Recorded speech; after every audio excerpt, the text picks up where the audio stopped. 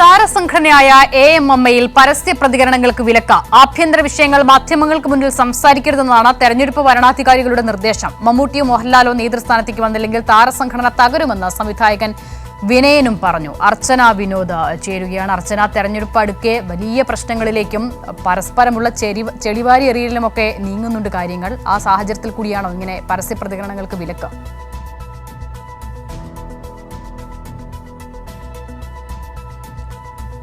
തീർച്ചയായും അത് തന്നെയാണ്. ഈ അമ്മ സംഘടനയിലെ തെരഞ്ഞെടുപ്പുമായി ബന്ധപ്പെട്ട് ചേരിതിരിഞ്ഞ് പരസ്യപ്പോരിലായിരുന്നു അമ്മ സംഘടനയിലെ പലരും.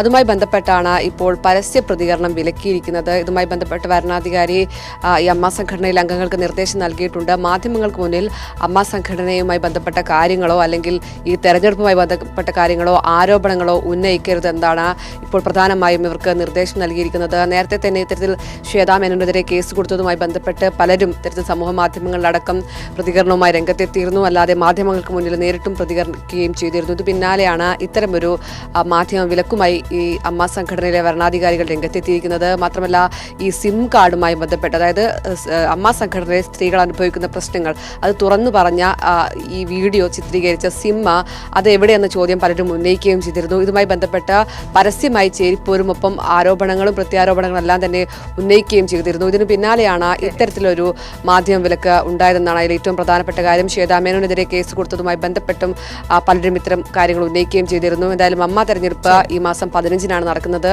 അതിന് പിന്നാലെയാണ്, അതായത് ഈ തെരഞ്ഞെടുപ്പ് പ്രഖ്യാപിച്ചതിന് പിന്നാലെയാണ് ഇത്തരത്തിലുള്ള ആരോപണങ്ങൾ. ശരി, അർച്ചന വിനോദാണ് വിവരങ്ങൾ നൽകിയത്.